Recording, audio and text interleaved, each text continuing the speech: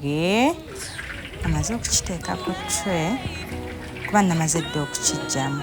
Amaze okukiteeka ku tray bulungi nabadde nnina okukisalaasalamu into pieces ngaawo bwe mukiraba.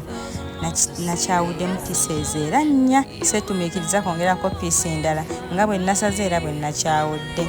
Kakati munnange ngenda tandika olugendo lw'okufumba. Nabadde nnosooka okubalaga ebirungo karoti, ennyaanya ne green pepper. Karoti eno ng'ogenda okugiteeka mu byokulya olusooka ogiwaatako olususu lw'okungulu. Lwaki? Kubanga olusi luba lukyafu ate era n'ekirala eyinza okukaluba, akasusu ako kayinza ogikalubya. Ne bwe ogiwaaseeko omakinga sure nti nno eri clean bulungi. Ekyo kikuyambako ebintu by'okuba nga biyonjo bulungi ne karoti okulabika obulungi mu nva. N'olwekyo njuli awo nga ngiwaatako. Namaze okugiwaatako nabadde nnina okugiguratinga. Kitegeera? Kakati nenonya grater yange bwentyo nentandika okugratinga. Why do we grate the carrot?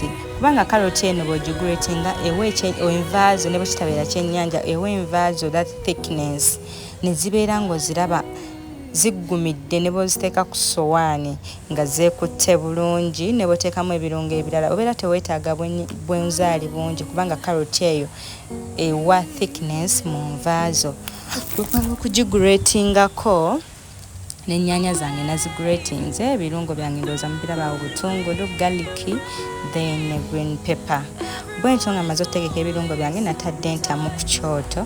Bwe yamaze okukala amazzi n'enjiwamu butto wange. Butto bwe namuyemu naye bwe yamaze okujja neteekamu obutungulu bwange wabula nabupimye bulungi obutasukka ku muwendo gw'enva gwe nabadde ngenda okufumba.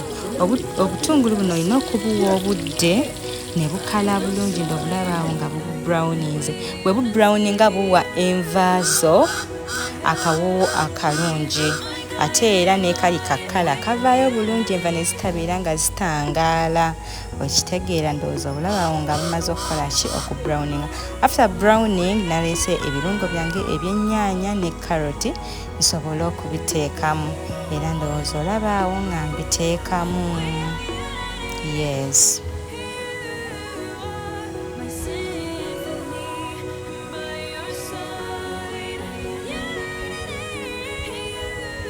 Kakati bwe maze obiteekamu nabadde nnina okutabula ndowooza mubiraba karoti n'ennyaanya byonna biri grated ne bivaamu nga bitono. Ate ebintu nga biri grated oba nga obifunye nga biri bitonotono particles nga ntono tondola nawo nga obikola ki ng'obikoonakoona just otabulamu ne bikuwa kyoyagala. Ndowooza obiraba awo nga bigenda bimpa kyenjagala. Then nadde nnina okuleeta ekyennyanja kyange nkiteekemu nasoose namutwe then neteekamu ne parts endala.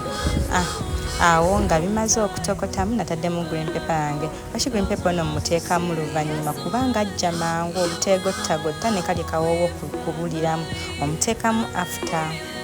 Bwe namaze oteekamu green pepper yange nanoonyeza ebunzaali wabula saala nnyo okozesa bunzaali bungi. Teekamu karoyiko kokka ne nnyongera ku thickness y'enva zino. Ndowooza omulaba awo nga mutabula.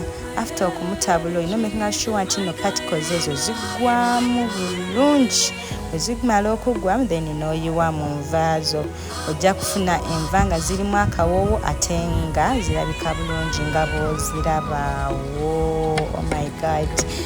Ndowooza nagenda okumaliriza okufumba nga bagenda okulya beesunze nadda kubanga enva zange zaalabika bulungi because I gave it time n'ebirungo nabiwadde obudde. Ndowooza oziraba awo nga nsenaasenamuuko mbalage nga bwe kibadde. Thank you guys for watching MRU TV. Mwekuumireko mulabe programs zaffe ennungi.